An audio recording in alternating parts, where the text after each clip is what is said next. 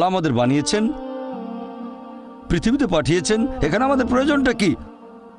আমাদের এই অস্তিত্বের উদ্দেশ্যটা কি?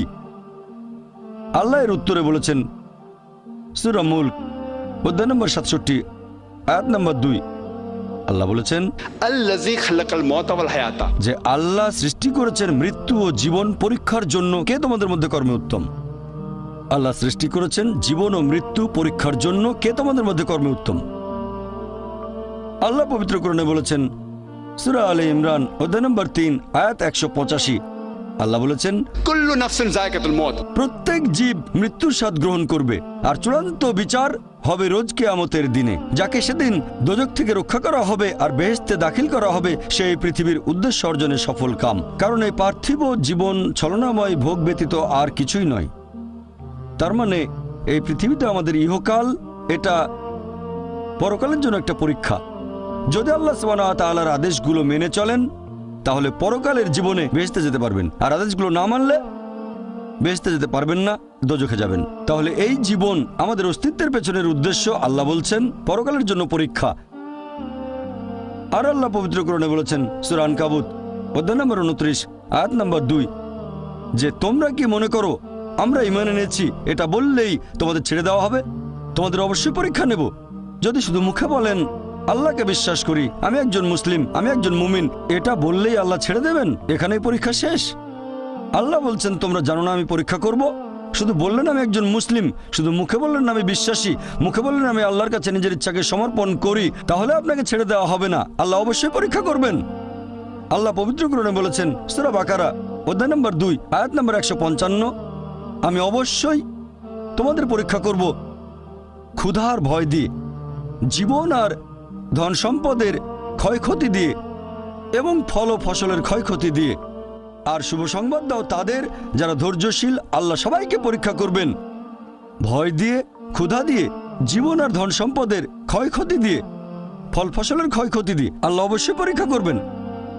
আর আল্লাহ এক একজনকে এক একভাবে পরীক্ষা করেন। আল্লাহ পবিত্র কোরআনে বলেছেন সূরা আনাম অধ্যায় নম্বর 6 আয়াত নম্বর 165। আল্লাহ বলেছেন যে তিনি কিছু মানুষকে অন্যদের তুলনায় বেশি মর্যাদা দান করেছেন। আল্লাহ সুবহানাহু ওয়া তাআলা কিছু মানুষকে অন্য মানুষদের তুলনায় বেশি মর্যাদা দিয়েছেন। আল্লাহ কোরআনে বলেছেন সূরা নাহাল অধ্যায় নম্বর 16 আয়াত নম্বর 71 যে তিনি কিছু মানুষকে অন্য মানুষের তুলনায় শ্রেষ্ঠত্ব দান করেছেন।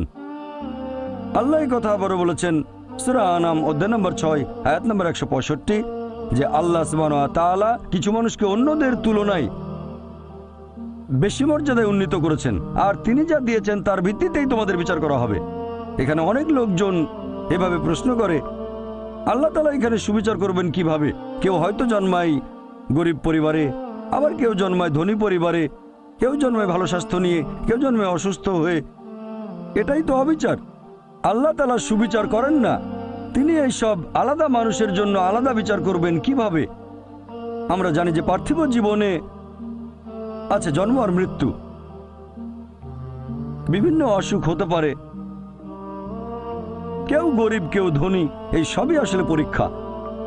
আর আল্লাহ পবিত্র কোরআনে বলেছেন সূরা আনফাল অধ্যায় নম্বর 8 আয়াত নম্বর 28 আল্লাহ বলেছেন যে অবশ্যই তোমাদের ধন সম্পদ আর সন্তান সন্ততি এগুলো তোমাদের জন্য পরীক্ষা। এরপর সূরা মুনাফিকুন অধ্যায় নম্বর 63 আয়াত নম্বর 9 যে তোমাদের সম্পদ আর সন্তান সন্ততি যেন তোমাদেরকে আল্লাহ তাআলার স্মরণে উদাসীন না করে। আল্লাহ তাআলা এক একজন মানুষকে এক একভাবে পরীক্ষা করেন। আপনি যদি কাউকে জিজ্ঞেস করেন যে ভালো কাজগুলো কি কি আর ভালো কাজগুলো কি, এ ব্যাপারে আস্তিক নাস্তিক সব ধরনের মানুষই তখন বলবে ভালো কাজ হচ্ছে দান করা, নিজে সন্তুষ্ট থাকা। কয়েকটা ভালো কাজের কথা বললে দান খয়রাত থাকবে। এখন একজন মানুষ পরোপকারী কি না সেটা আল্লাহ কিভাবে পরীক্ষা করবেন? কিন্তু সবার সম্পদ যদি সমান থাকে, পরীক্ষার ব্যাপারটা তাহলে আসবে কিভাবে? পরীক্ষা তখনই নেওয়া যাবে যখন কেউ হবে ধনী আর কেউ হবে গরিব। তাই আল্লাহ তাআলা এক একজনকে এক একভাবে পরীক্ষা করেন। হয়তো কেউ জন্ম নিয়েছে ধনী পরিবারে, তাই সম্পদ অনেক বেশি, আবার কেউ জন্মায় গরিব হয়ে। তবে যে লোকটা ধনী, ইসলামিক শরিয়া অনুযায়ী ইসলাম ধর্মের একটা স্তম্ভ হচ্ছে যাকাত, যে প্রত্যেক ধনী লোক যাদের সঞ্চয় নিসাব লেভেলের উপরে 85 গ্রাম স্বর্ণ, সে প্রতি হিজরি বছরে সেই সঞ্চয়ের 2.5% জাকাত হিসেবে দান করে দেবে। সেই লোক হতে পারে লাখপতি, হতে পারে কোটিপতি।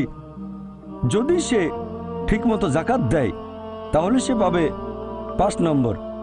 হয়তো সে পুরো জাকাত দিল না, সামান্য কিছু অংশ দান করলো, যা দেওয়ার কথা তার 20% দিল, যেটা দেওয়া উচিত তার সামান্য অংশ দিল, তাহলে সে ফেল করবে। আবার কেউ হয়তো জাকাতই দেবে না, একেবারেই শূন্য। আর গরিব লোককে কোনো জাকাত দিতে হবে না, সেভাবে ফুল নাম্বার।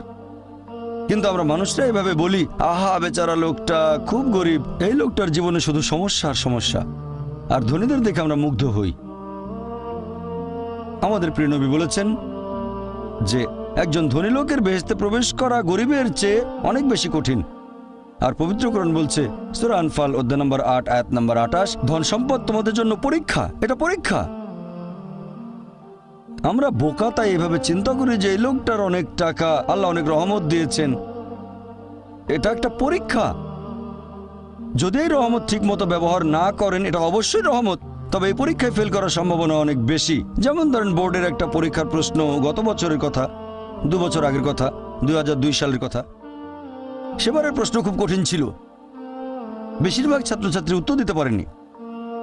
পরের বছর সেই প্রশ্নটা আসলো না, তখন এটা বলা বোকামি, ও দুঃখ, এবার তো আসলো না, আপনি তো খুশি হবেন যে এবার আসেনি। তাহলে সম্পদ একটা পরীক্ষা। তাহলে যাদের ধন সম্পদ নেই তাদের জন্য ধনীদের তুলনায় বেহেশতে যাওয়াটা অনেক সহজ। আল্লাহ এক একজনকে এক একভাবে পরীক্ষা করেন। সেজন্য আল্লাহ বলেছেন, তোমাদের ধন সম্পদ যেন তোমাদেরকে আল্লাহ তাআলার স্মরণে উদাসীন না করে, এটা একটা পরীক্ষা।